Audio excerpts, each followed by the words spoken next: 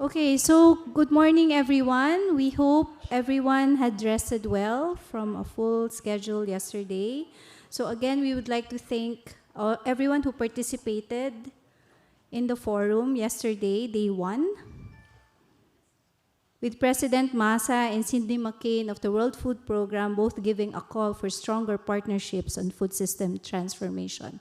So we also need to reinvest on the region's natural capital and ecosystems, nutrition, and agribusiness. So following the Leaders Forum, we also have Mark, who have presented the preliminary results of a regional foresight study on the future of food come 2030 and 2050.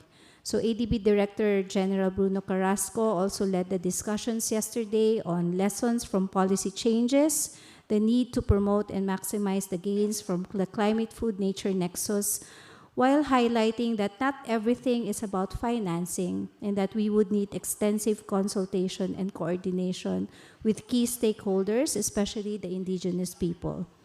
Dr. Ashok Gulati from the Indian Council for Research on International Economic Relations in India clarified what sustainable agri-food systems are and how public and private partnerships play a role in production, marketing, and consumption, while working towards environmental sustainability, food and nutritional security, and improving farmers' income. So while all this were happening yesterday, ADB have also signed 2 cooperation agreements yesterday. One was with the CJAR System Organization for scaling up proven innovative technologies developed by CJAR centers to address food and water security, climate, and nutritional challenges. The second agreement was with the National Bank for Agriculture and Rural Development, or NABARD, to help extend loans and credit for farming, small industries, and various rural enterprises in India. So today is the last day of our plenary sessions. We have been discussing the critical role of partnership since yesterday. And today we will explore on this further in the context of food system transformation and ADB's 14 billion comprehensive support for food security in the Asia and the Pacific region. So before our call on our moderator, ADB's Chief Economist and Director General, Economic Research and Development Impact Department, Albert Park, let us view a short video recording of our Vice President for Sectors and Teams, Fatima Yasmin. Over to you, Sally and Jason. Food security means everyone has access to affordable, balanced, and nutritious diets. However, we still have a long way to go in ensuring food security in Asia and the Pacific.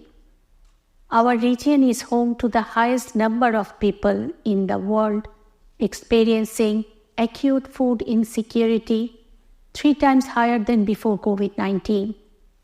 According to FAO, in 2022, an estimated 402 million people in Asia and the Pacific, that is 55% of the global total, were undernourished. Nearly 1.1 billion people in the region were moderately food insecure, indicating widespread vulnerability to malnutrition and hunger in the region. Food security is more than just sufficient food production. It takes a complex food system spanning input supply, farm production, processing, distribution, and international trade. Several external factors are forcing changes to food systems, such as rapid urbanization, structural shifts, climate change, natural resource degradation, and armed conflicts. Encouragingly, though, 159 countries, including the majority of ADB's developing member countries, have endorsed the COP28 Declaration on Sustainable Agriculture, Resilient Food System, and Climate Action. ADB is committed to supporting these transformative efforts and others in improving food security. In September 2022, ADB announced a comprehensive program to reverse the region's worsening food crisis and improve long-term food security. ADB is on track to disburse $14 billion in food security investments between 2022 and 2025 in line with the program objectives. Through these targeted investments, we are strengthening food systems against the impacts of climate change and biodiversity loss. We require a diverse set of partners working together up and down the value chain to accelerate sustainable and resilient transformation of food systems. Asia and the Pacific needs a bold and collaborative program to accelerate the food system transformation agenda. We ought to act now because families are vulnerable and hungry, and the food crisis is threatening the region's hard-won prosperity. The Food Security Forum is an opportunity to plant the seeds of partnership that can be cultivated between developing member countries, development partners, and the private sector, and along the way, sustainably augment the food security of the region.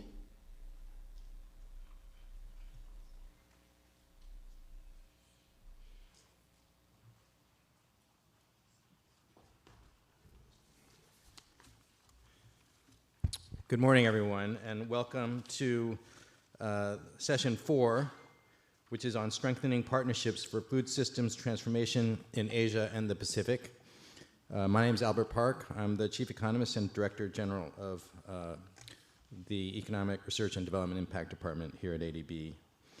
So in this session, we want to discuss the achievements and lessons learned from ADB's operations and include, especially think about how Strategy 2030 operational priorities and our announced $14 billion commitment to food security, which was made last September, are unfolding.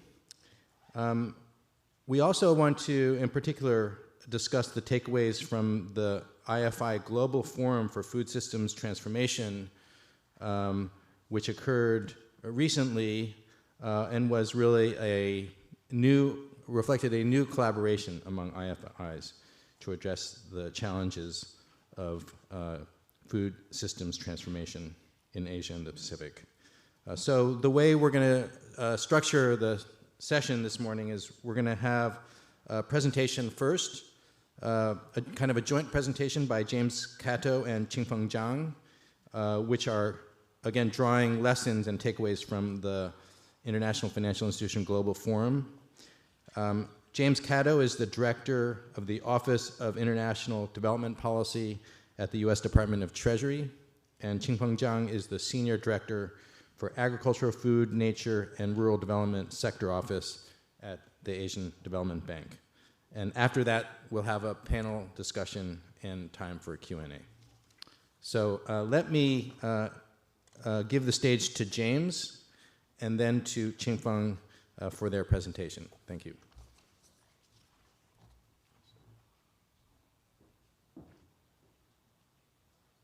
Great, thank you very much, Albert. And I will ask if, I think hopefully someone can move through the slides. So I will just offer a cue to move through the presentation. First off, I'd like to certainly start by thanking the ADB for the invitation to join this session and to be part of this very important forum and the very important discussions that have been taking place over the past day, and for the opportunity to share with you information about the Global Forum, which took place in February, which is an effort that we're really very enthusiastic about and very committed to. And I certainly would like to thank the ADB for its partnership in bringing the forum to fruition. I'm going to spend just a little bit of time here on this first slide, just talking a bit about the context in which the Global Forum came about, what inspired the initiative. And then I'll move through 3 slides and talk in a bit more detail about some specific key takeaways from the discussions there. But just by way of background for the benefit of the participants here today, the IFI Global Forum for Food System Transformation, which we were very pleased to co-host along with the Asian Development Bank, as well as the Stanford Dorr School of Sustainability, was really inspired by the success of the action plan to address food insecurity that the IFIs, including the World Bank, as well as the regional development banks and the ADB, IFAD, and the IMF, developed in 2022 in response to the devastating food security crisis, of course, of which we're all very aware. And at that time, Secretary Yellen urged the IFIs as a system to scale and surge an effective response to the crisis. And the IFI, the action plan served really as an orienting framework that proved instrumental in shaping what was really a very impactful response. And indeed, we saw across institutions, across the systems, that the IFIs rose to the challenge and played a really important role in providing swift support to countries that were grappling with all of the repercussions of that crisis. Of course, though, looking forward, unfortunately, I think we can all expect that countries will continue to grapple with global challenges such as climate change, pandemics, and fragility and conflict, as was mentioned in the video that we just saw, that will continue to exacerbate the structural drivers of food insecurity, sadly condemning too many to an uncertain future of hunger and poverty. We also know that progress in achieving the SDGs is lagging, and at the same time, fiscal constraints in many countries will continue to hinder their ability to invest in their own development, including in the vitally important transformation of food systems that must take place if the world is to have adequate access to nutritious food in the decades to come. So against this backdrop, the role of the IFIs will remain critically important. That is one of the reasons why the United States has championed on a broader scale the evolution of the multilateral development banks to better respond to those global challenges while still retaining their focus on important core mandates of poverty reduction. However, we also recognized that promoting and supporting that as a shareholder in all of these vitally important institutions, that promoting the cohesive and collaborative approach that embodied the IFI Action Plan in 2022 would be critically important over the long term. We strongly believe that the IFI Global Forum can play a role in enhancing the systemic coordination and coherence amongst the IFIs to support their efforts and support their investments in resilient food systems, as well as support their efforts in extending policy advice and technical assistance that can help countries better address the future economic, climate, and other shocks. And so that's why that was really the inspiration for us to come together with the Asian Development Bank. And we were very pleased to work with a partner like Stanford that is contributing to so much of the important thought and work in this space to organize the forum in February. And so as shown here on the slide, over 17 institutions came together then in California, and over 16 sessions shared insights and explored a wide range of topics. Interestingly, I understand that this really was the first time that we saw the IFIs come together as a group in this format to really discuss and delve deeply into the issue of food system transformation. And so we think, this was really an important moment, and one that we look forward to working with all the institutions to carry forward, because ultimately we think the power of collective action will be needed if we're going to advance on our shared objectives in this area. Across the sessions, the institutions explored topics that resonate well, I think, with what's been discussed in the forum here in Manila to date. The climate, nature, food nexus, the importance of mobilizing private capital and mobilizing investment, the need for effective and repurposed investments, fiscal investments for greater impact. As well, participants shared insights into innovative financing models, investment opportunities, and policy frameworks that can drive transformative change. If we could move to the next slide, please. Amongst other insights, some of the important takeaways included here as outlined that coordinated efforts by IFIs are and will be essential to strengthening food security and advancing food systems transformation. And so in the forum, the participants discussed examples of what that greater collaboration could include, such as developing a common understanding and a methodology for tracking investment in food security to focus, leverage, and scale the IFI's collective efforts across regions. Developing cohesive approaches through joint diagnostics to leverage comparative advantage and to pool efforts, ultimately for the benefit of countries and clients. Collaborate on and coordinate on policy-based lending to streamline and reduce transaction costs and increase effectiveness. And as well, joint efforts to foster innovation to address long-term food security objectives, including in partnership with the private sector investing in agribusiness. Next slide, please. A key takeaway and really a theme that throughout the discussions in the Global Forum was the criticality of the climate-food nexus.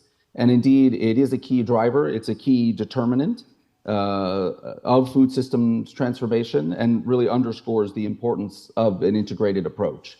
And so the theme today on partnership, I think, is very much aligned with the important takeaways from the forum. I'd also like to highlight that it's very important that we take advantage of the momentum coming out of COP28 that was embodied in the Declaration on Sustainable Agriculture. So during the forum, we discussed that the IFI should seek to actively incorporate elements such as promoting sustainable agricultural practices, reducing deforestation, and adopting agroecological approaches that sequester carbon and promote climate resilience in project design, that track nature finance along with climate finance and food security investments. It's important that the institutions seek to scale up climate smart agriculture using nature-based solutions and digital technology that is both accessible and affordable. And finally, that there should be a focus on landscape, seascape approaches to project design that could accelerate the adoption of sustainable water management practices, agroecological practices, and integrated farming systems. Next slide, please. And finally, I think certainly, and I think really a critically important takeaway, if not the most important, that partnerships are paramount to success in this effort. And so, without question, the IFI's contribution to global food security, our collective contribution to global food security, will be more effective if we do so in partnership. with developing countries, with the private sector, civil society, and academia, partners such as Stanford.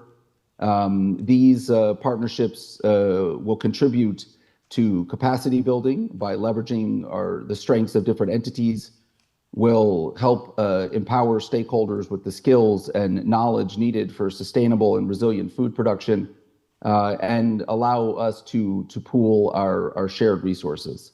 Ultimately, our collective voice is more impactful than each working individually. And I think agree fully that collectively we can have a greater influence on policy and on accelerating progress than each alone. Next slide. I think this is my last slide, so I'll just say in closing that looking ahead, we at Treasury are very committed to working with the Asian Development Bank and the other IFIs to institutionalize the Global Forum through annual convenings and through specific working groups to carry forward I think the real consensus that there was across these takeaways and across a range of topics. And we look forward to inviting and incorporating the participation and insights from a diverse range of stakeholders, including those that I've mentioned, civil society and academia, but also the private sector and other representatives from the IFIs, from the private sector windows, from DFIs and key regional institutions. And so very much, we're very enthusiastic about what can be accomplished this year, but at the same time, we feel a great sense of urgency and responsibility. The system as a whole must do more to respond to the needs of developing countries.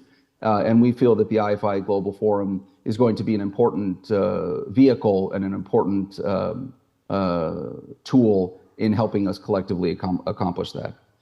So now I'd like to turn the floor over to our good partner, Ching Feng, to carry forward the rest of the presentation. Thank you.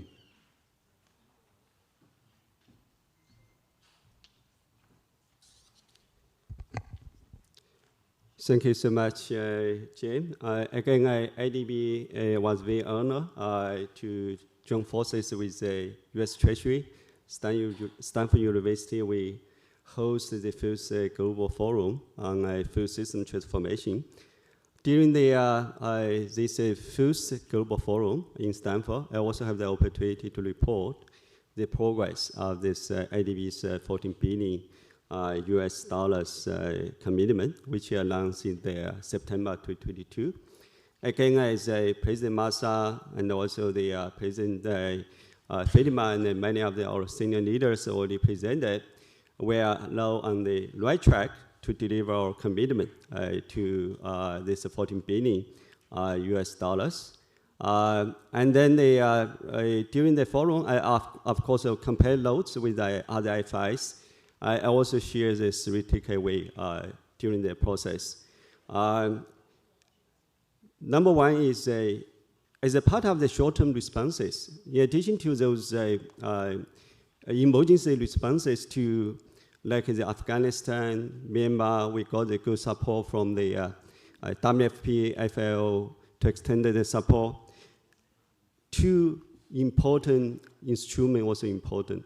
One is a financial instrument we call is a countercyclical support facility. We call it the sg-afnr. We have 5 countries conducted the sg-afnr, provide the faster disbursing financing to DMC, mitigate the impact of the major shocks to the food security, including Kyrgyz, Pakistan, Tajikistan, Uzbekistan, and Mongolia.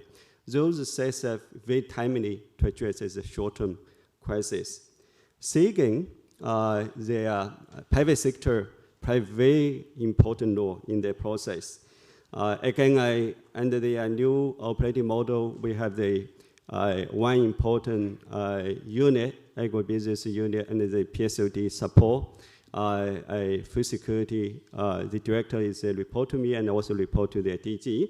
So 3 key areas very critical during the process. One is a direct agribusiness lending for the step food working capital and the liquidity for the SMEs. Financial institution lending to the food and agricultural SMEs borrowers, and of course is the trade and supply chain financing program, also very critical, address the disruption. And then of course is a microfinancing program. So overall, PSOD, this private sector support account for the 25% of our total investment. Second takeaway associated with these long-term measures,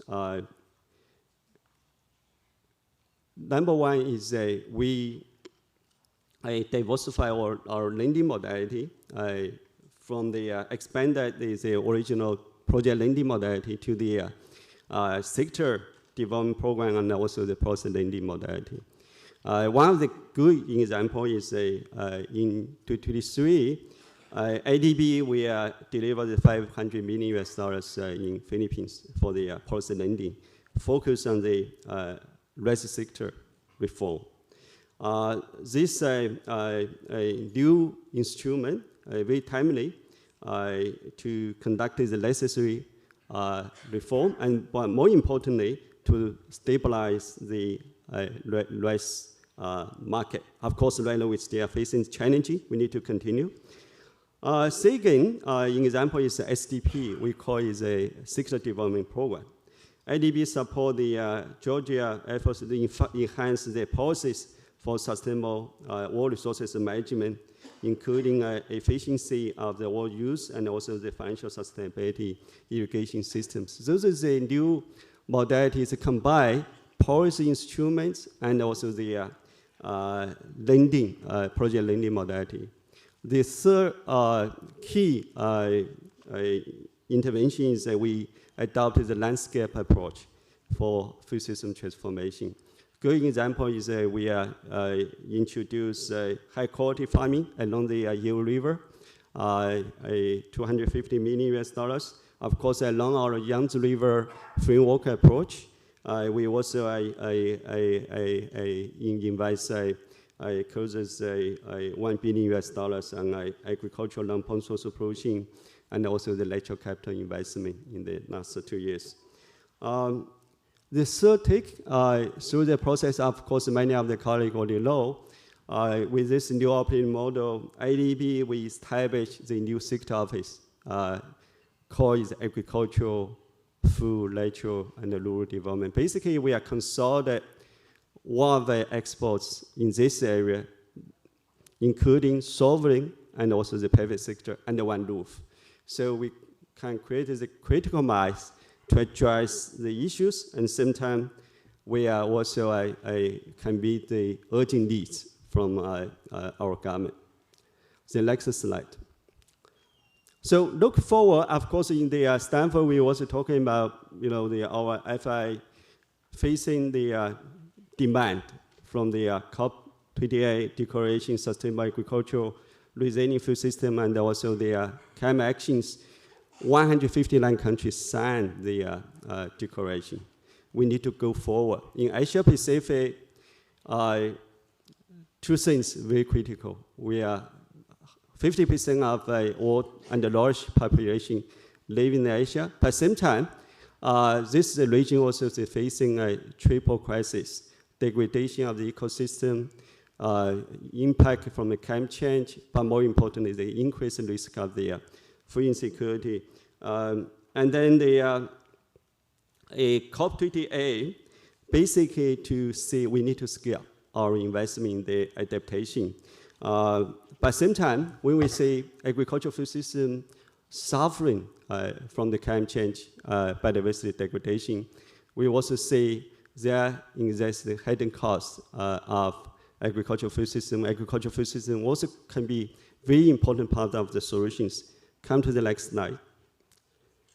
So this slide basically shows this is a sort of the dynamics of this our rice farming system. One is, of course, President Massa already say in 2022, 2023, rice price in Asia already increased 40%. And then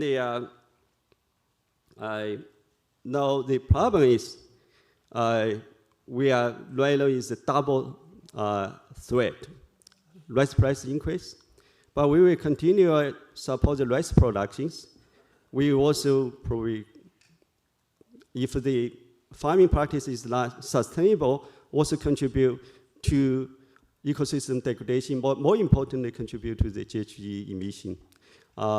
Rice farming, if not sustainable, going to contribute 40% of the methane emission. And the methane emission basically is over 28 times of the GHG potential. This is a very scary picture.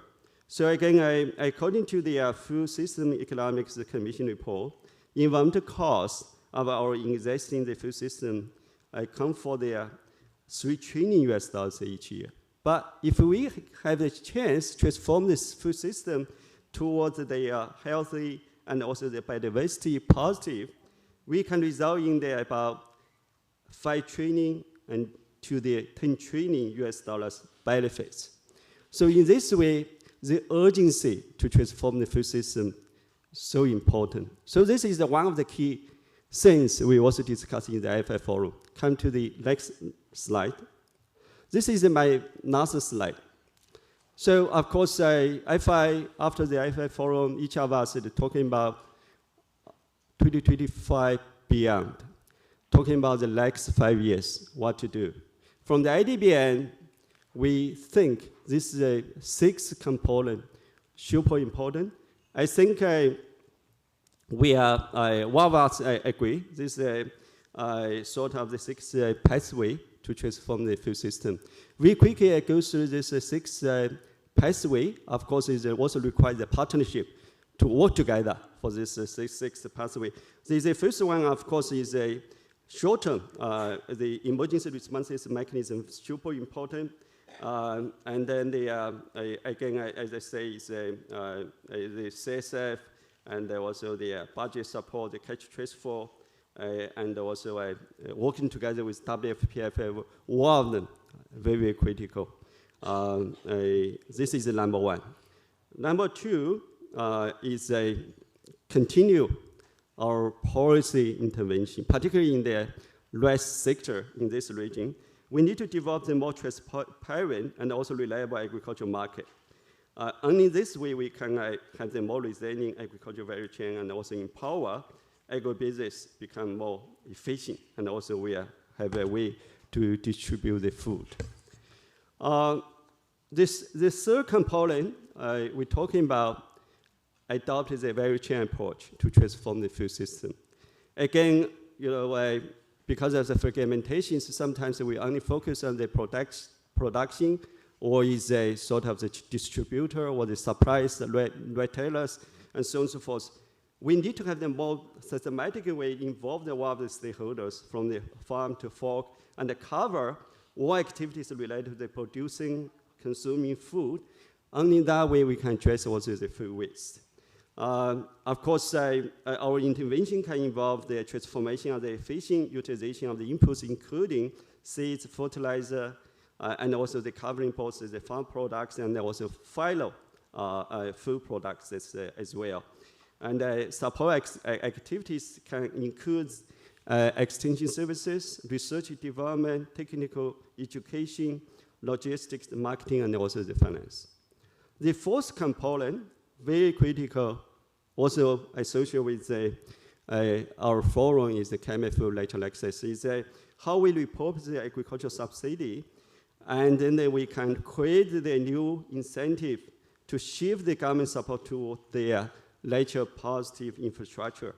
Again, from the IDB experiences in the past few years, we have a very good intervention, particularly for the restoration of lakes and the wetlands to treat the wastewater and also improve the water storage. We also introduce spongy village to mitigate the stormwater and also addresses the extreme heat, and also zero tillage to conserve soil quality, mangroves to reduce the coastal erosion and flooding, forests to return water and support groundwater recharge. All of these lateral-based solutions provide a range of the core benefits, including the carbon storage, climate moderation, food security, job creation, and ecotourism. So under the new institutional setup, we created a particular natural capital and the environment team where there are one director and also dedicated team to deliver this component. Fifth component, of course, also associated with the repurposing agricultural subsidy. We need to focus more on their investment in their productivity enhancing infrastructure. This involves a load collectivities, a port facility to address supply chain disruptions. But more importantly, is to provide the adequate storage and also the transport infrastructure. In that way, we can also address food losses. Finally, one thing in this room and yesterday, we also discussed about this supply of the healthy and the nutritious food. We understand the importance. In the IFI Forum, very beginning, this component was not included, but last minute, we agreed to include the nutrition security. But up to the last few months, we like to figure out how the IFI is going to deliver the nutrition security. We know the importance. We know the key component, nutrition education, nutrition labeling, regulation, food fortification, diversification, food safety, prevention of the non-communicable diseases. One of them very important, but we like there to really create a dedicated program for the nutrition security. John from WP and myself, we conducted one brainstorming in Bangkok just 2 weeks ago. Of course, we have some takeaway, but it's more is an awareness-raising perspective, but not yet mainstream in the FI sort of operations.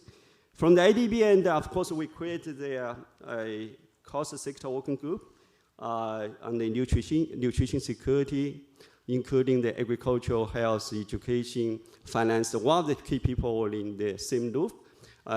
My sector taking lead for that.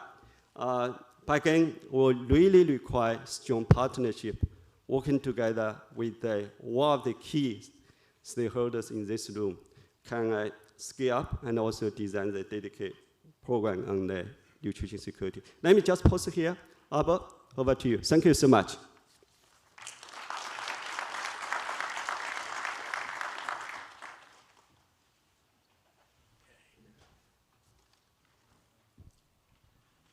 All right, next part of the session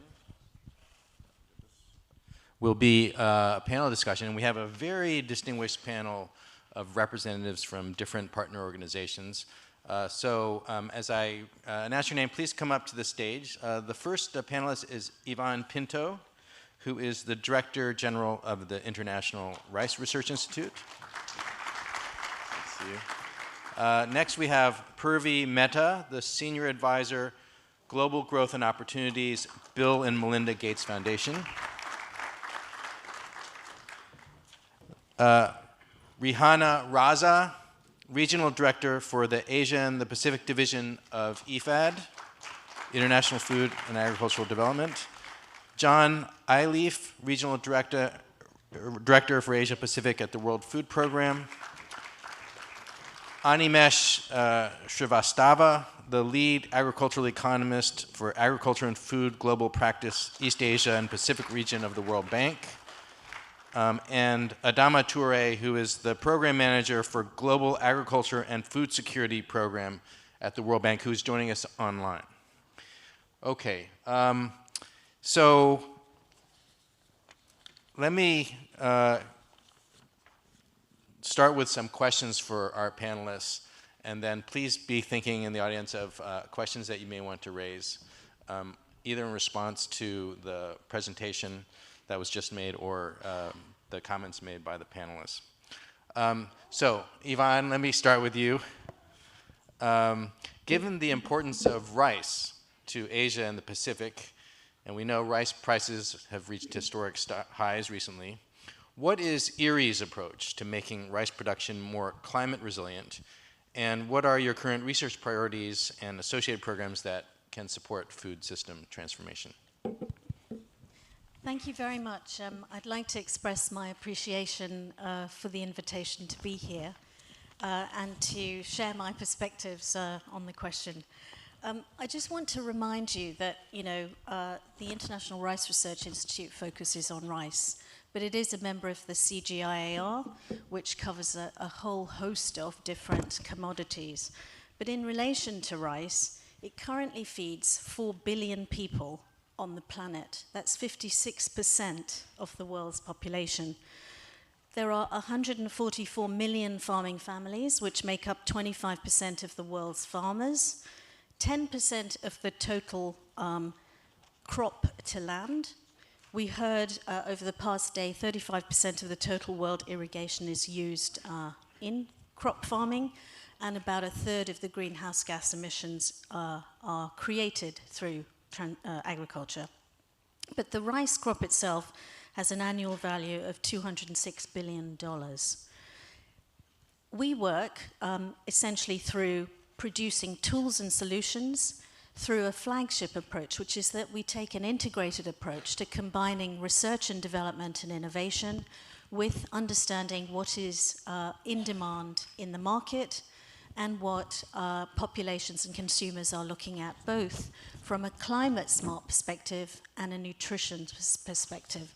So I just want to give you a couple of examples to illustrate to you where the nature of the partnership is most important for us in the context of food systems transformation, and why it is critically important for us to work with partners such as the Asian Development Bank and others to be able to ensure that these become landscape-based solutions for which there are financial benefits for farmers, consumers, and for governments as a whole.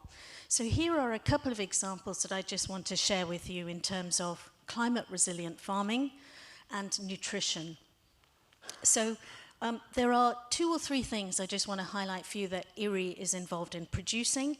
In terms of climate smart rice, we're working to address drought, flood, heat, cold, and soil problems such as high salt and iron toxicity. But just a statistic there in relation to drought, we've been able to produce varieties that yield 2 tons per hectare in the context of where you would receive actually no yield at all. So these are propositions that are focused on sort of drought. In relation to our technologies around alternate wetting and drying, which is actually a technique where the soil is allowed to dry out for about 10 days after the disappearance of ponded water in a rice cultivation system, we can actually reduce methane emissions by between 40 and 60%. If we combine that with varietal development, we think we can push that figure up by probably another 20 to 30%, and that's what we're currently working on. In relation to one of our technologies, which is more agronomic in its approach, is direct seeded rice. So this is a crop establishment system where rice seeds are sown directly into the field without the need for a lot of hard work on transplanting and using nurseries, the savings in terms purely of water are between 12 to 35%. We also can reduce essentially the methane emissions in that context as well. Now, those are also examples of technologies that benefit approaches for farmers, both in terms of saving them time, but particularly for women farmers because of the transplanting which is avoided. And there are consortia of people that we're working with, actually in about 25 members in this particular consortia to try and scale these efforts.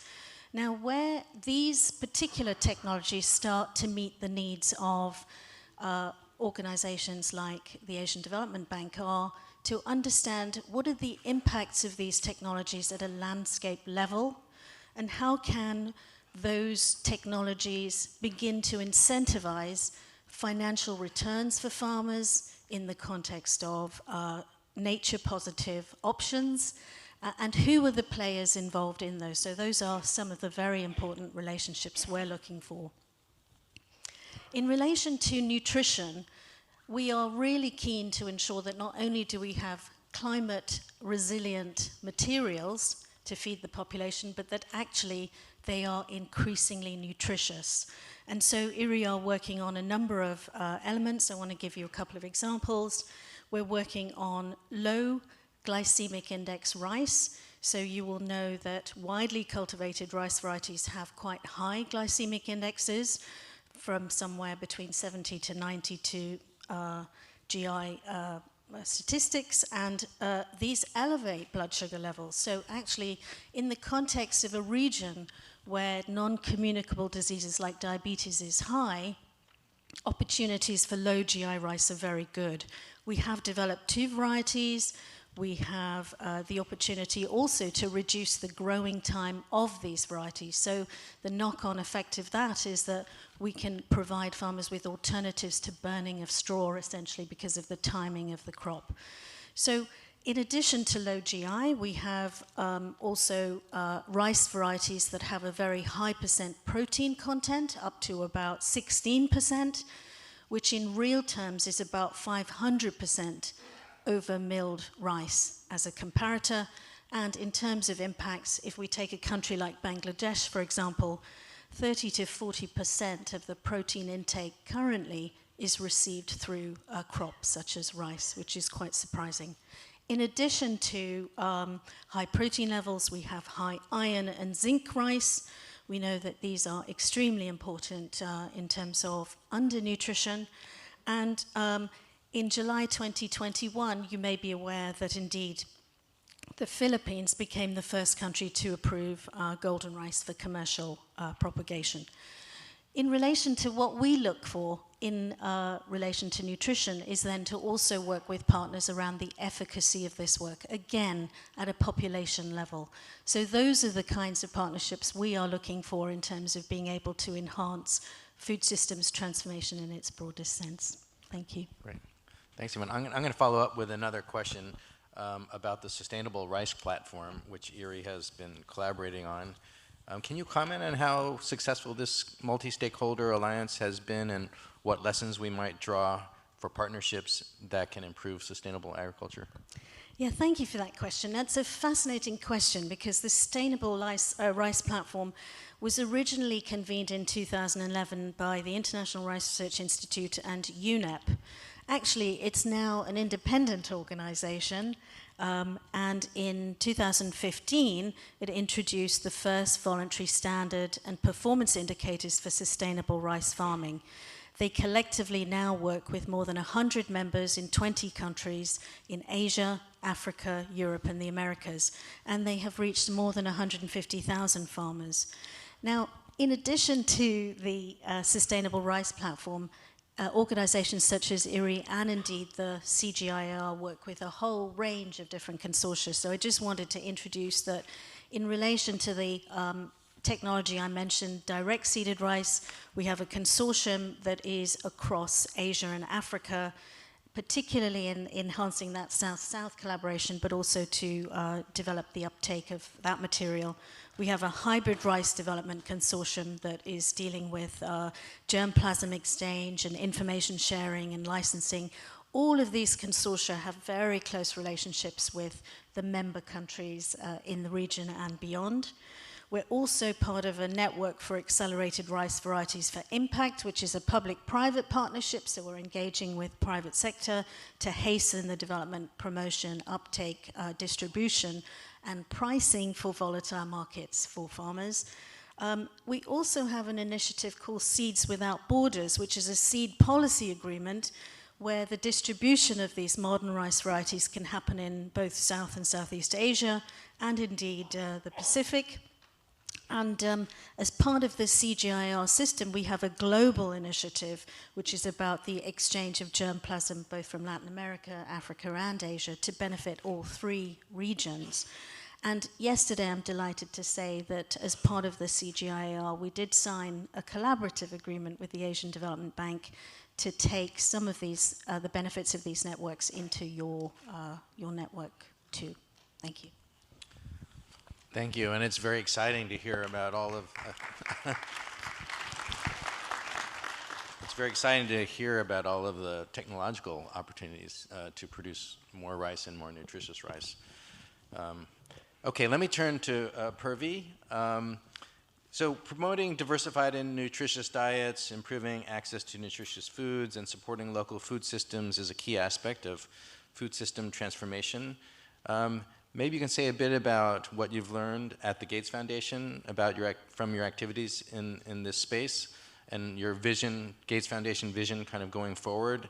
And also, how can civil society organizations like Gates partner with IFIs to kind of monitor and evaluate the impact of different agri-food system interventions? Thanks, Albert. And also to build on President Masa's presentation yesterday and Chingfa, your presentation, congratulations to ADB for really accelerating their efforts in investing into agri-food systems and investing into climate here, because I think especially in this region, agriculture continues to play a very important role, gives about 2.2 billion people in this region depend on agriculture as an only or important source for their livelihood. So very, very important, and it intersects very well with any development goals that we have in this region, including any other sector that ADB invests into. So I think it's a smart move to accelerate your efforts in agriculture and in climate. And climate especially also because, as we look at agriculture, the biggest headwind right now in our efforts for agriculture development is through climate. Productivity losses that we spoke about yesterday, close to 18% of this region's productivity losses are directly attributed to climate change. This is also a region where last year, for example, there were 83 recorded severe climate events that farmers face through. So over 75% of the farmers in this region would face at least one severe climate crisis in 1 year.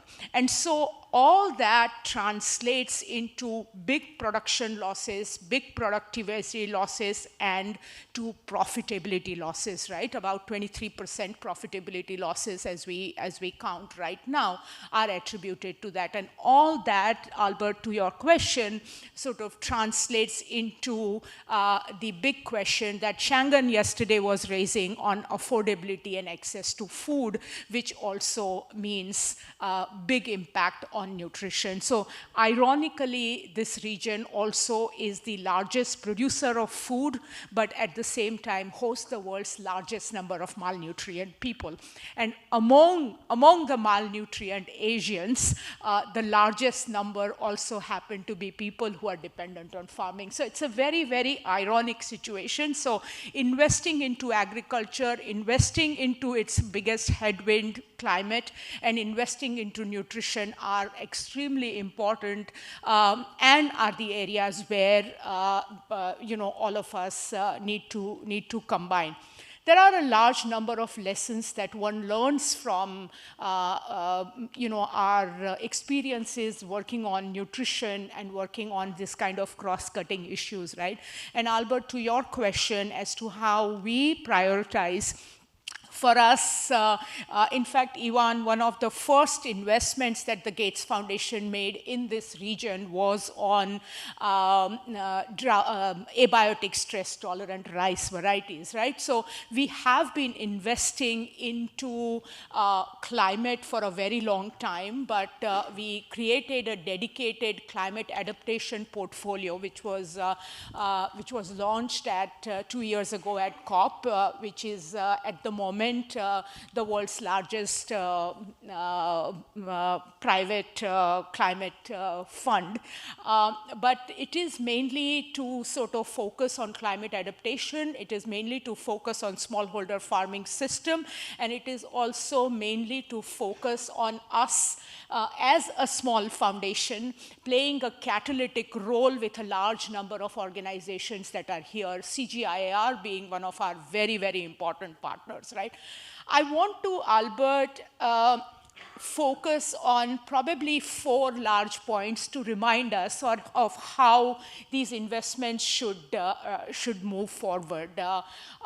Number 1 is to remind us that climate is an extremely large-scale, multidimensional, cross-boundary issue. And therefore, our approach and response to this challenge also need to be in that way.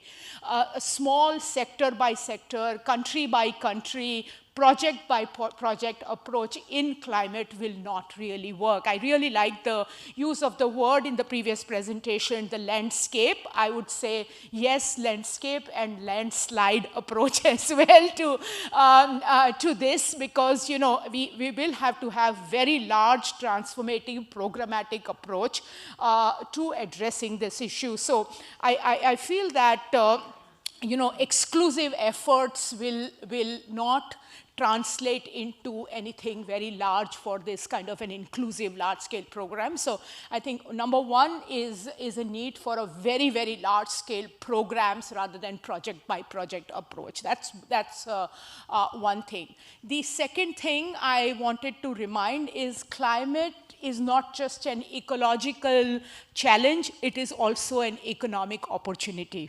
When we think about many of these things, diversification of crops, diversification of farming system, creating digital systems that were mentioned yesterday, bringing solutions to the market, all these also create a lot of economic opportunities, and let's really look into it. Ivan, you mentioned about the GI rice that IRI has been working on, right? Now, the GI rice market is growing at the rate of 8 to 10% every year. It's about $3.5 billion right now. Now, these are the kind of shifts that are also very big market opportunities for private sector. At the moment, globally, close to about 17% of the total climate investment comes from private sector. And this opportunities and the return on investment on these solutions to be taken to market needs to be highlighted more and to bring those communities.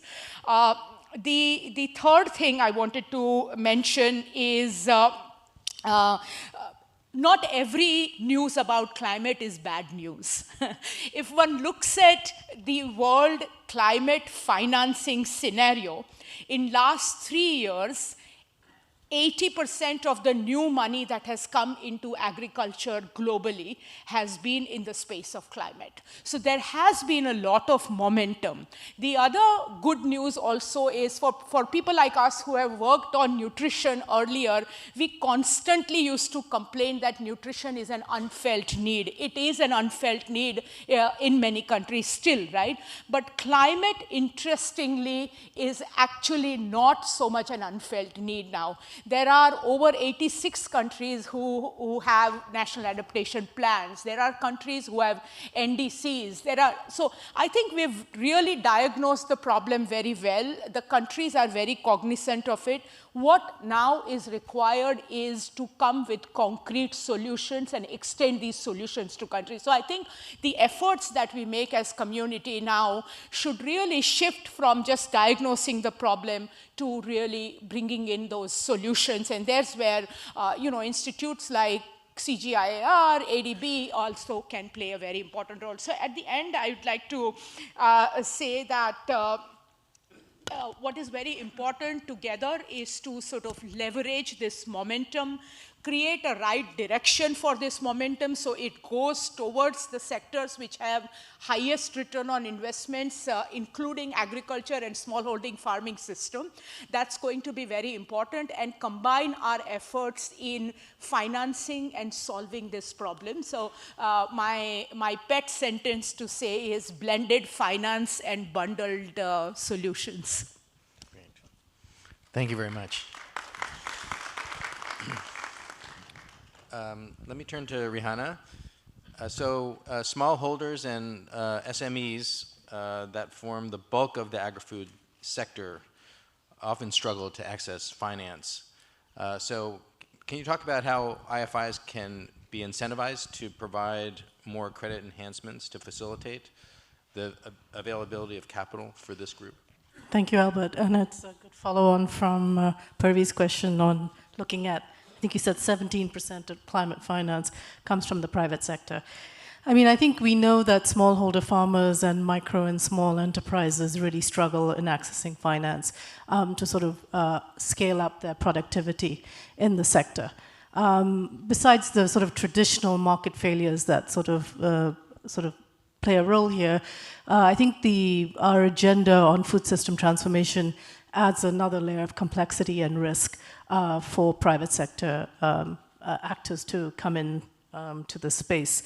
I believe that the financing gap, or one estimate, there's so many estimates out there about the financing gap for this segment, is about $170 billion.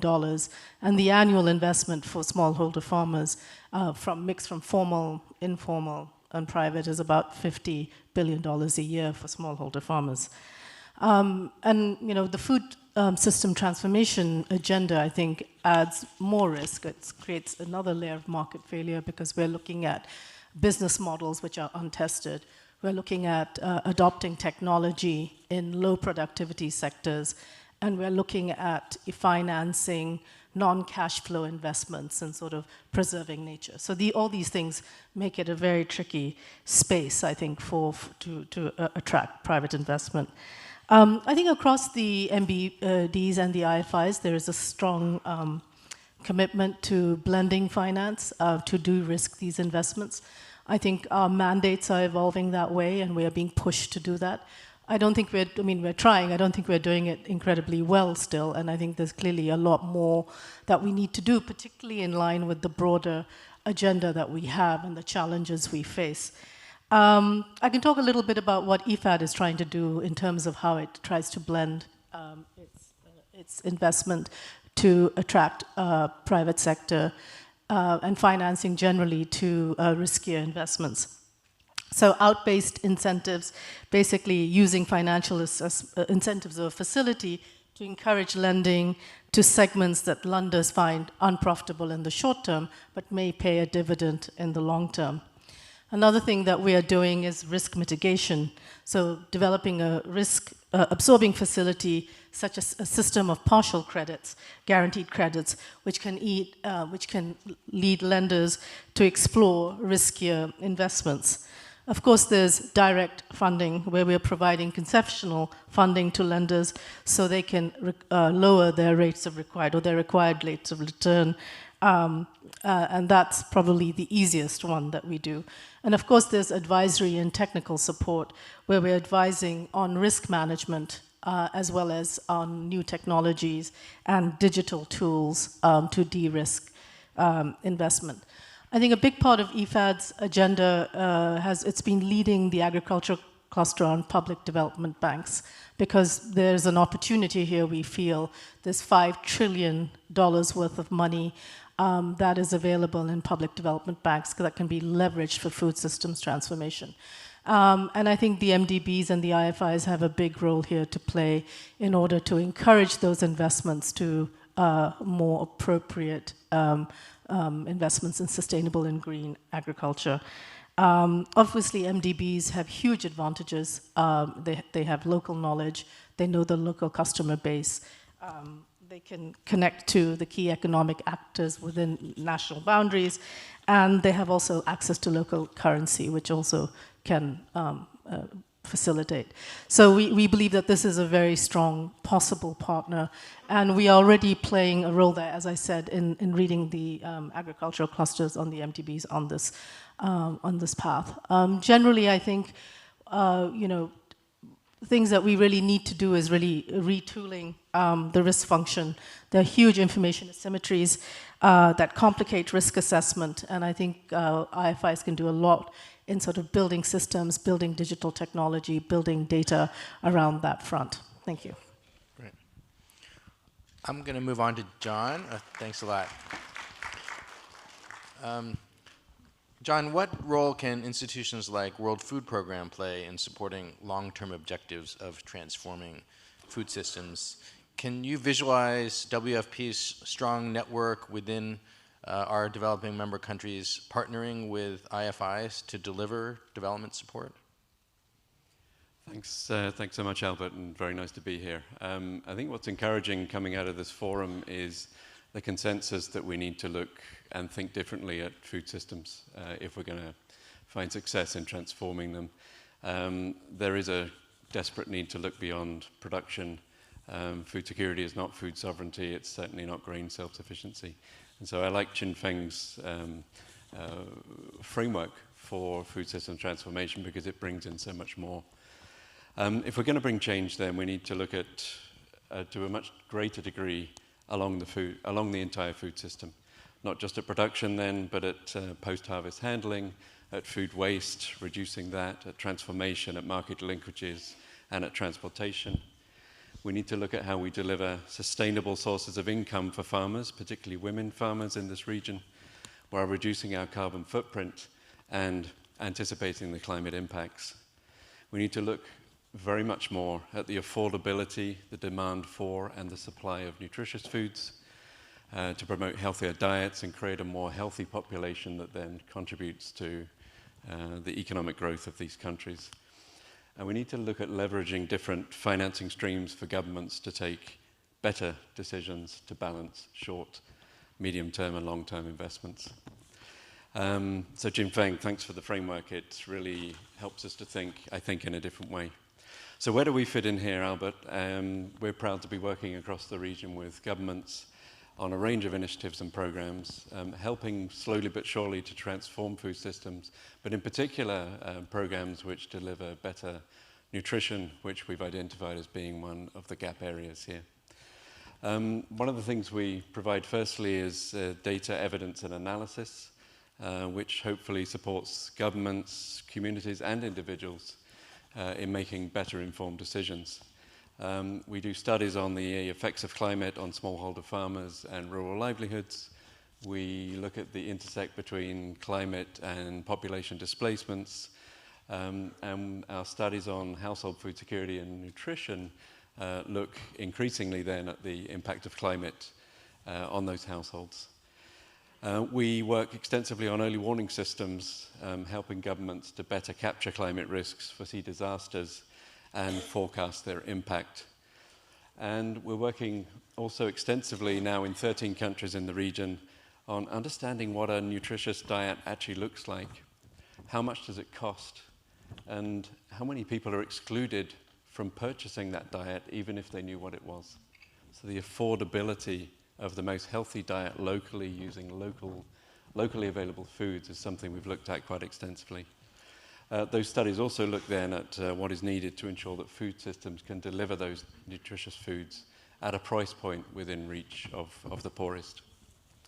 The second area we work on, and with some recent quite phenomenal success, it's we bring expertise in large-scale food fortification.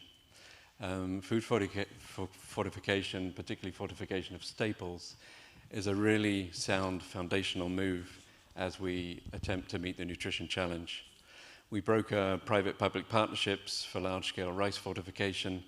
That means looking at standards for fortification, proof-of-concept models, conducting cost analysis, bringing in the private sector to make sure they have the capacity to deliver on the fortified rice kernels, and ensuring that then fortified rice is put into government programs.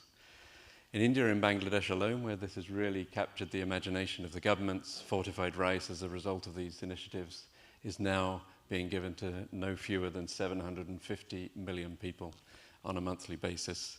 And it just goes to show that a good idea in this region can be scaled up by a government in a way that I think even we never imagined.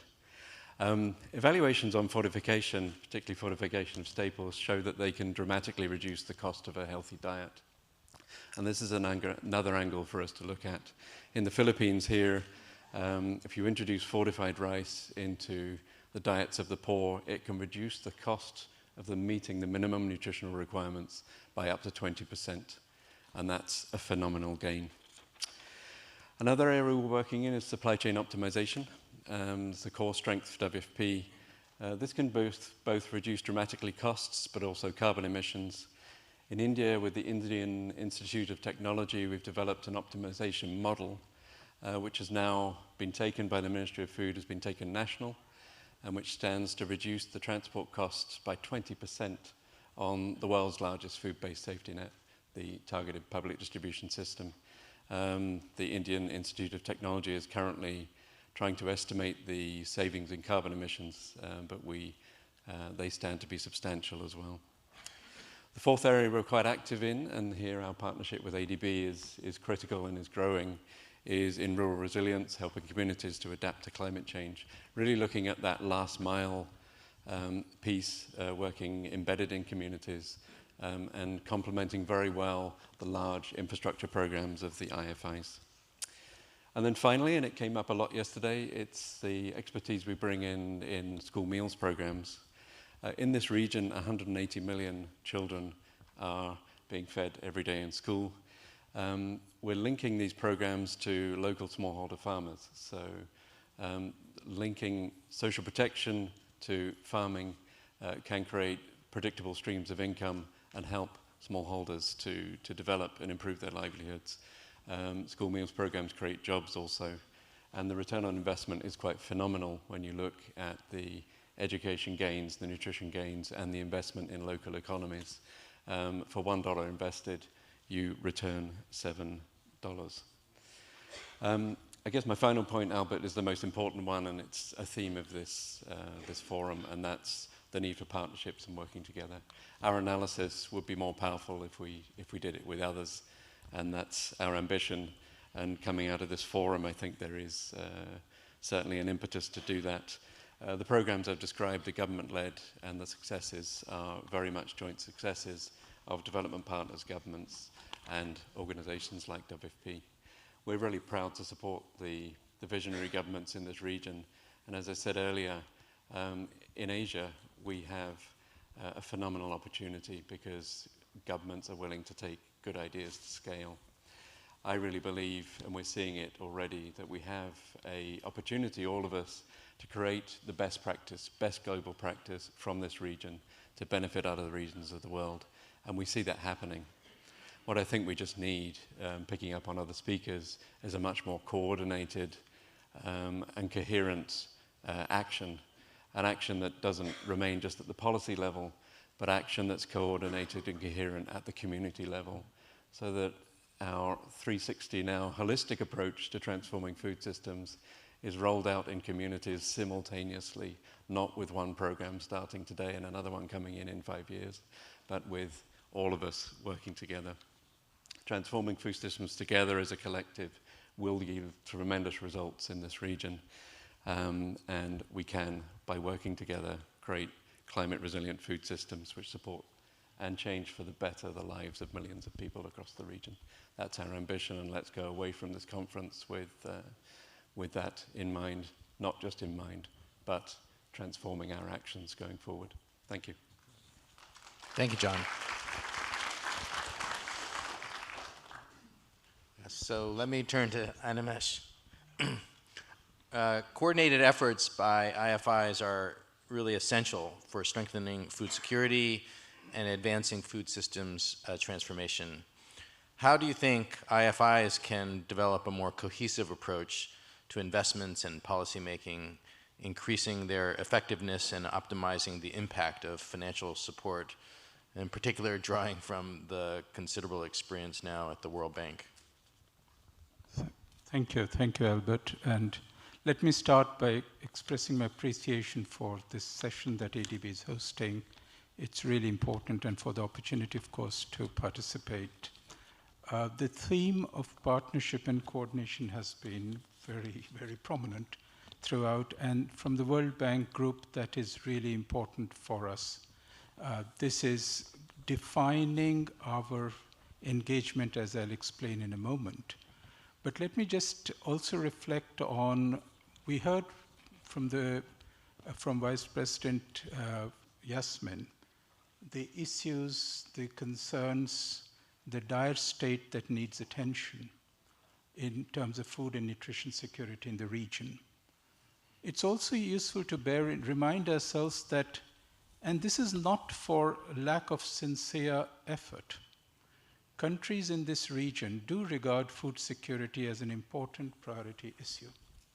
And they do spend a considerable amount of budgetary and other resources, as well as indirect policy support. So a lot goes into the food security sector.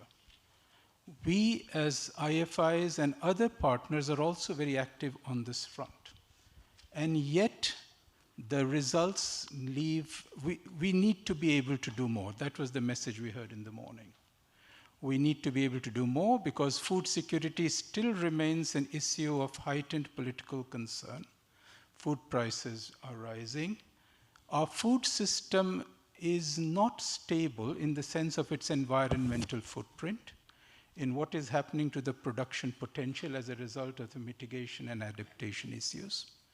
We have a nutrition security and a cost of diet issue that's even more serious, and that puts at risk the human capital development, which is the basis for more forward-looking high-income country growth. We also have our cereal-oriented farmers have very low returns, and we can't have food security in the back of income-insecure smallholders.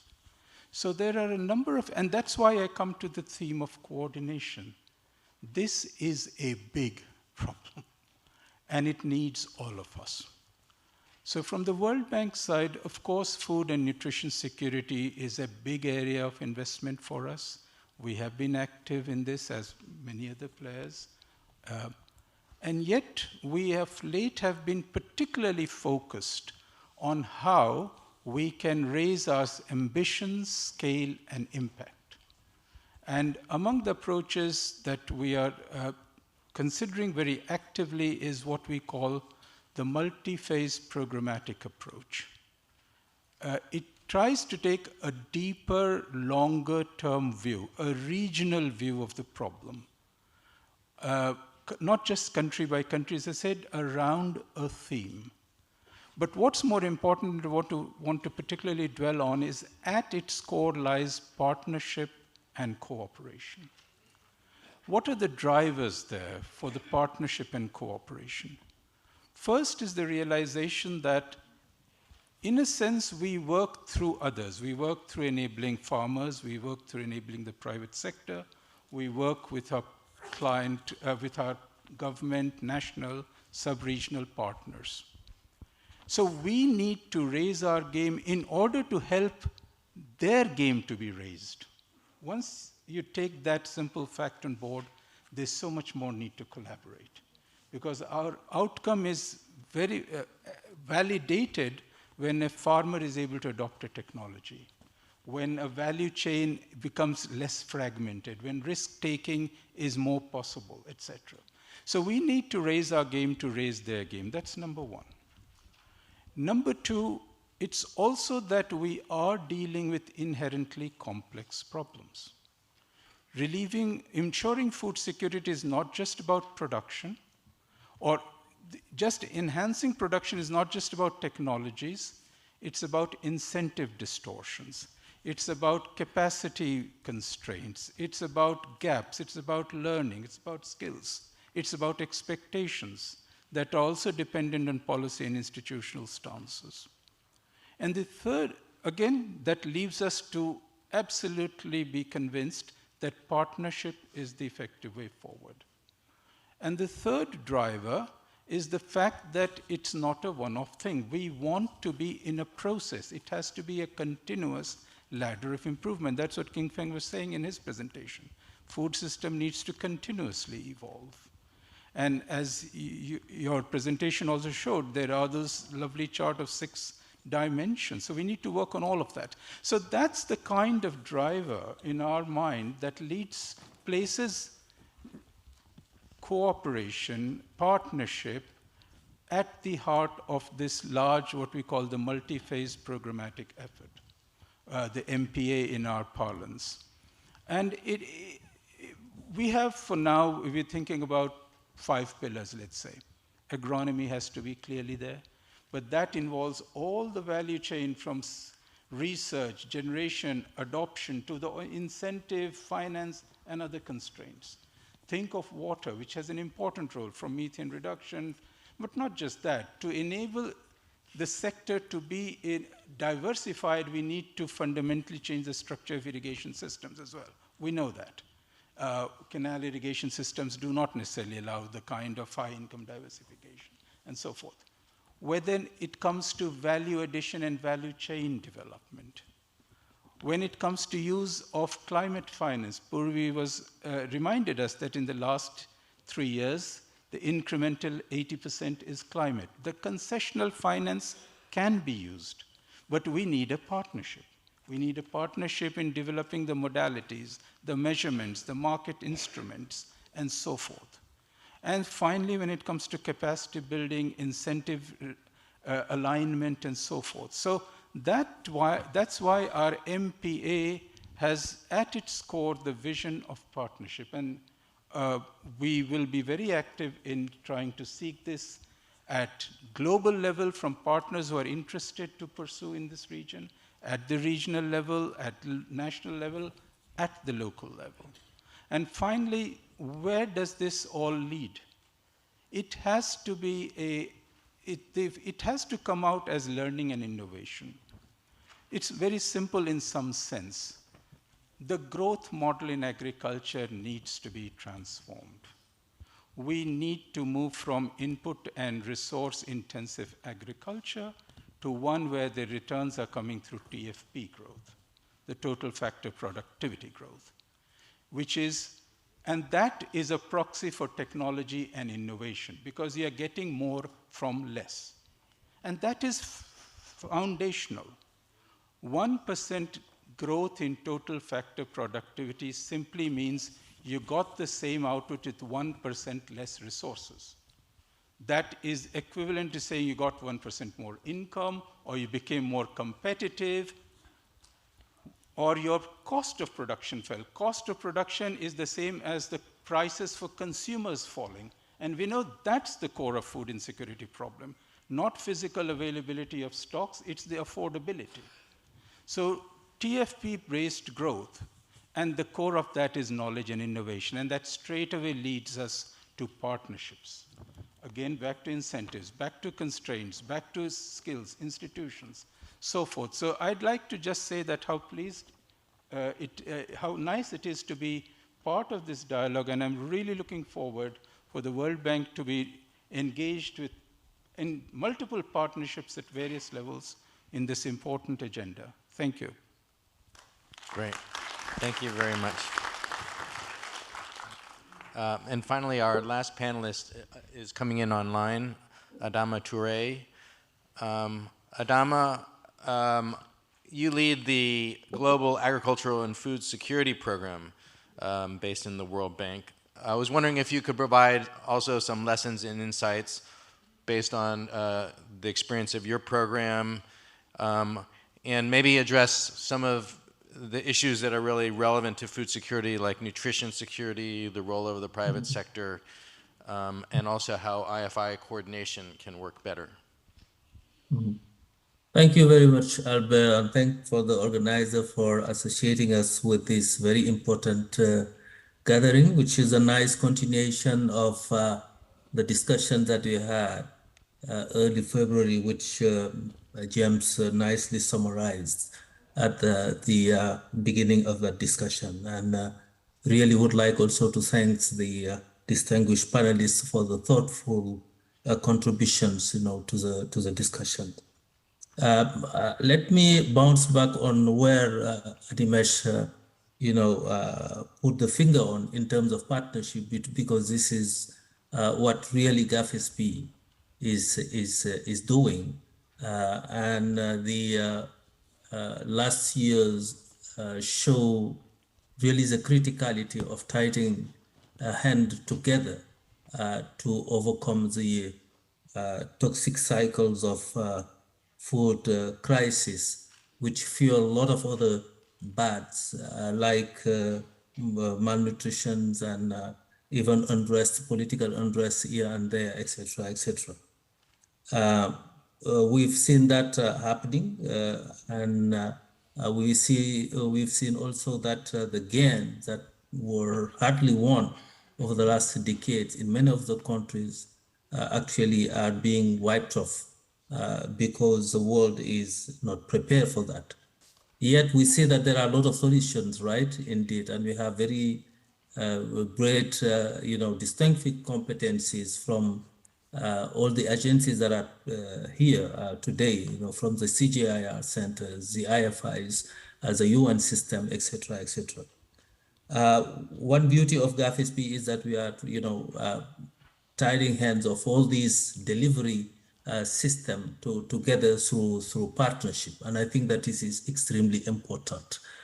Of course, it is unrealistic to believe that this may happen everywhere in all the contexts, but I think we need to challenge ourselves and really think of what we can do in the next year to be much more impactful than we have been over the last few years. I think grant financing, like the type of financing that GAFSP has been providing so far, can go a long way as a connector to bringing in distinctive competencies from each of our agencies. And we have seen that really working at best in some of the countries that we are working on, including with the Asian Development Bank. I can give some examples, in the Lao PDR, where Asian Development Bank is working with WFP, IFAD as well on many, on some projects, bringing in nutrition into the picture, because we are not that good on that front. We need to confess that as international finance institutions.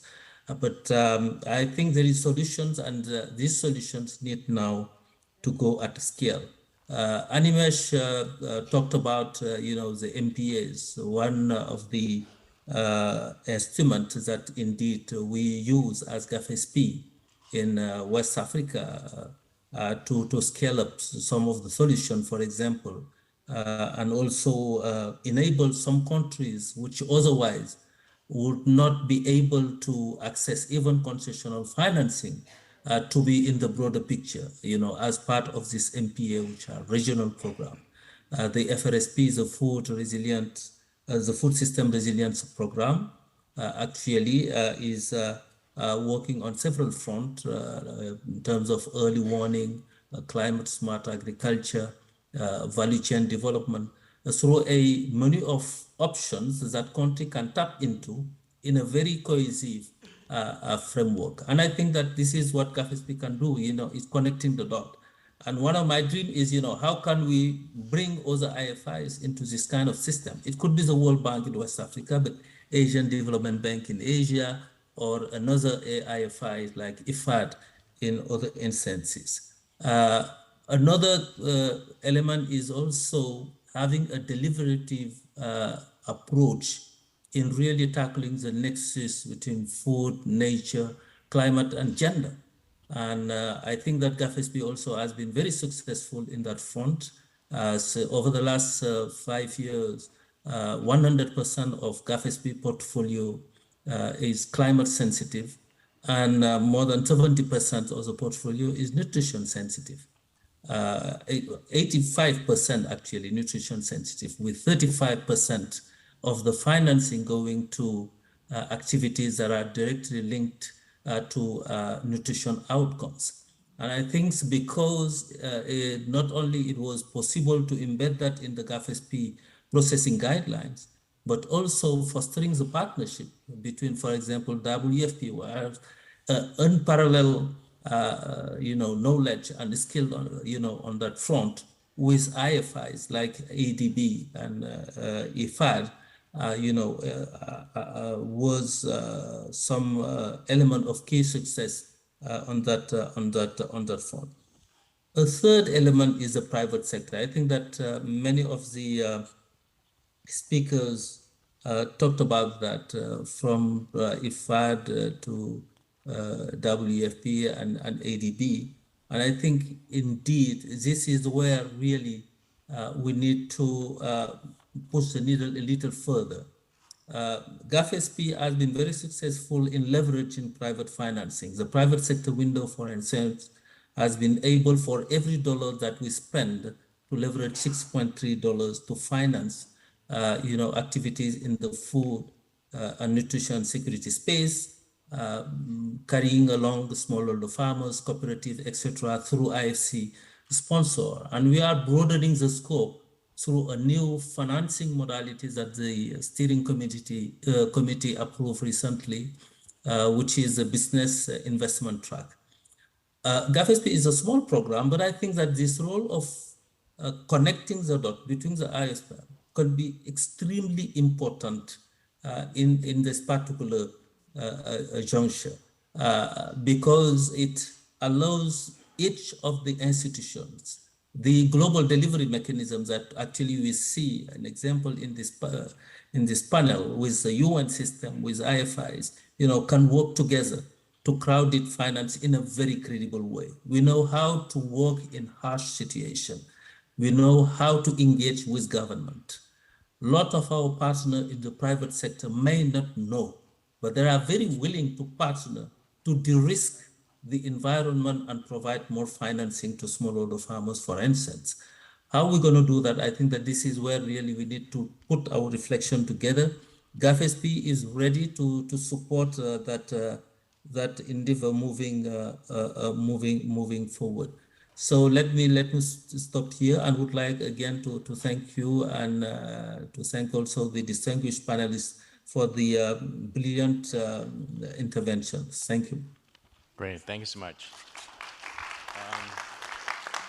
So I haven't been a very good moderator in allowing time for Q&A, but I think it was a very rich set of presentations, and I wanted to make sure all of our panelists were able to really express kind of their views on what their organizations are doing and the broader issue of partnership.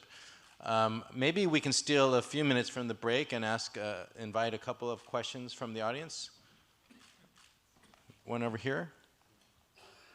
There's also some questions online, which I'm not sure we'll be able to get to. But yeah, I'm Il Jung from Korean mission to WTO in Geneva.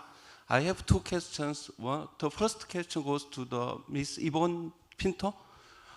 You mentioned about the golden rice. Like 10 years ago, when golden rice appeared in the media, we expected the landscape of rice production could be changed a lot. But it disappeared after in the media. Then it looks like it failed. Now you mentioned about the revitalization of the golden rice again, and what is the difference of the circumstances, previous one and the current one, and what kind of result are you expecting? The second question, could all the speakers in the podium, like in 1960s, we had the Green Revolution, semi-dwarfed wheat from the Roman Blog and IR8 from the ERI. It changed, could feed a huge amount of population. But after that, we could see the small increase of technology, improvement and production, but we could not see the second Green Revolution yet. So I'm worrying that in 2050, we have 10 billion people here, and we can afford the capacity to feed all of them, or we need to make another like a second revolution, that kind of revolutionary production increase. So what kind of circumstances or efforts we need to make that, or what is your expectation of that? Thank you. Thanks. Okay, I'm going to take a few questions, but please be very brief with the questions so we have time to answer them. Over here. Yeah, please introduce yourself. Yeah, I'm Pankaj Tyagi from Central Water Commission, Government of India. It's regarding the 6 elements identified by the ADB in the last presentation. So actually, we could not see the research and development component in that because rice is taken care by the ED, but wheat system and other nutri-cereals, for them, the variety of drought-proofing or something like that, if that focus should also be included in the and another one is the budgetary support. Actually, there is a need of the non-budgetary support like corpus funds, which are very much required for the post-harvesting, like agri-infrastructure funds, which are very small pitching of very small amounts, but it's a larger storage system or something that has been developed. So if these can be included, then it would be a better resilience to the food system. Okay. Thank you. Thank you. And then one last question. Go ahead over here. Yeah. Do you? Okay. Can Yeah, I? go ahead. Yeah, my name is from Alliance of Biodiversity in Seattle. So currently I am leading the work on food system transformation for healthy days. And thanks to all the panel from yesterday to today, we have learned a lot. And also one rating from Animas mentioned about learning innovation.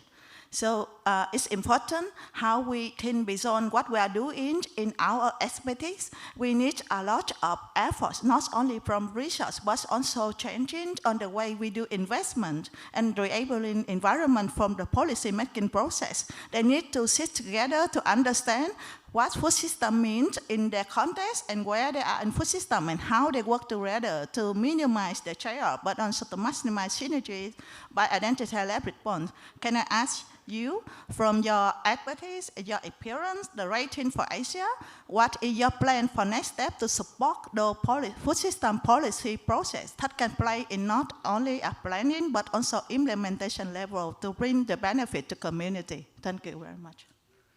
Okay, I think we have to stop there. Ivan, maybe you can borrow mine. Just address the first question, both parts, about which were really about technology. Thank you very much for your question. Really, the question is that the appetite for golden rice is the sovereignty of nations. And so there are 2 aspects to that. One is having the regulations in place to approve the use, the uptake, the proliferation of it. And the second is really to enable the organizations who may wish to then take it up and disseminate it to have the ability to do so. So it's difficult to comment in the absence of a specific context. I would say here in the Philippines, the appetite came from Philippine rice to actually take up these varieties and to commercialize them. So really, our role as a research institution is to respond to that need and to resource it effectively. I would say that that is the same irrespective of which nation in the region would be interested. But it's not for us to essentially push the technology or to decide who would like access to the technology. That is the right of nations and based on their regulatory regimes and appetite. I hope that is satisfactory. Thank you. Great. I don't know if any of the panelists want to respond to the last question about, I think it's incorporating the needs of communities in how we develop our programs. There was also a question online about how we balance the desire to be big and scale, but also be local in terms of relevance. Does anyone want to take that? I will be happy to respond to the last one on the community. Oh yeah, okay, great. Ndama, go ahead. And then, quickly please, we have to be brief.